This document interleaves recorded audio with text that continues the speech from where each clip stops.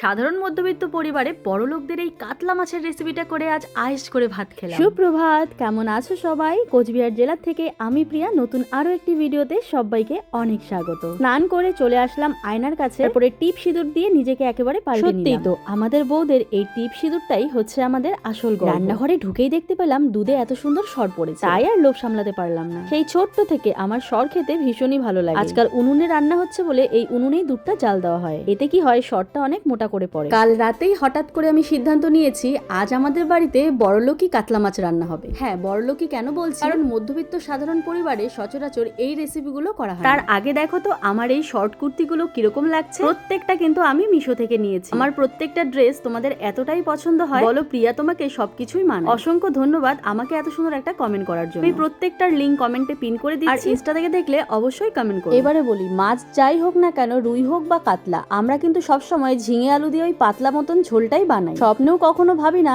এত সুন্দর একটা মাছ দিয়ে আমরা ভাপা বা পাতুরি বানিয়ে খাবো। সাধারণ মধ্যবিত্ত ফ্যামিলিগুলোতে ফ্যামিলি মেম্বার্স অনেকগুলো হওয়ায় ওই এক তরকারি ঝোল ভাত দিলেই পোষাবে। এরকম কাতলা মাছের ভাপা বা পাতুরি করলে আরো অনেক তরকারি করতে হয়। ঠিক এই চিন্তা ভাবনা করেই আমরা এই পাতুরির রেসিপিটা করি। তবে আজ আমি যেটা বানাচ্ছি সেটা কিন্তু পাতুরি না, আমি নিজেও জানি না এটা কি। সুন্দর করে সর্ষে, পোস্ত, লঙ্কা আর একটুখানি কাজু বাদাম কিশমিশ দিয়ে ভালো করে মাছটাকে ম্যারিনেট করে দিলাম, আর ওপর দিয়ে একটু গন্ধরাজ লেবুর খোসাও ছড়িয়ে দিলাম। দেখো, এই রেসিপিটা আমার জীবনে আমি প্রথম বানাচ্ছি। আর সত্যি কথা বলতে গেলে এরকম মাছের আটো আটো রেসিপিগুলো করলে আমাদের মধ্যবিত্ত পরিবারে কিন্তু একদমই পোষাবে না। আমরা হচ্ছে গ্রামের মানুষ, অল্প অল্প ভাত খেলেও আমাদের পোষায় না। এক থালা ভাত, ঢেল ঢেলা একটা ঘন্ট থাকবে, ডাল থাকবে, পাতলা মাছের ঝোল থাকবে। হ্যাঁ বন্ধুরা, আমরা গ্রামের মানুষ এইভাবেই খাই। ওই সামান্য থালার কোনায় এক চিমটি ভাত, ওই সামান্য ওইটুখানি মাছের পাতুরি দিয়ে ভাত খেলে আমাদের চলবেই না। গ্রামের মানুষ সকাল থেকে মাঠে ঘাটে কাজ করে, তাই ওদের খিদেটাও যেন বেশি পেয়ে যায়। পাতুরি বসিয়ে আমি একটুখানি চিন্তা করছিলাম, ওই ধরো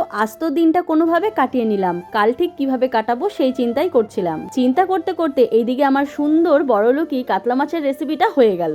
আমি নিজেও জানি না এই মাছের রেসিপিটার ঠিক নাম কি দেব। গন্ধরাজ কাতলা, হ্যাঁ এই নামটাই মনে হচ্ছে একদম পারফেক্ট। কারণ মাছটা দিয়ে কি সুন্দর গন্ধরাজ লেবুর গন্ধ বাড়ছিল। জীবনে প্রথম এমন সুন্দর রান্না করলাম। চলো এবারে সবার জন্য ভাত বেড়ে খেয়ে দেখা যাক আসলে রেসিপিটা কার্যকরী হয়েছে। নামানোর আগে আমি একটুখানি কাঁচা লঙ্কা আর সর্ষের তেল দিয়ে ঢেকে রেখেছিলাম। 5 মিনিট পর আমি আবার এটাকে বেড়ে নিচ্ছি। আজকে দুপুরে আমাদের বাড়ির মেনু হচ্ছে গন্ধরাজ কাতলা, সাথে হচ্ছে করলা ভাজা। আব্বাটা মিলে দুজনে বসে পড়লো। এবারে বরকে দেওয়াতেই বর বলল, বাহ, যে কোনো বিয়ে বাড়ির রান্নাকেও হার মানিয়ে দেবে। রেসিপিটা কিন্তু মনে রেখো, বাড়িতে লোক আসলে খাওয়াতে হবে। আমি বললাম, এটা আমি একদম মনের থেকে বানিয়েছি, অবশ্যই মনে থাকবে।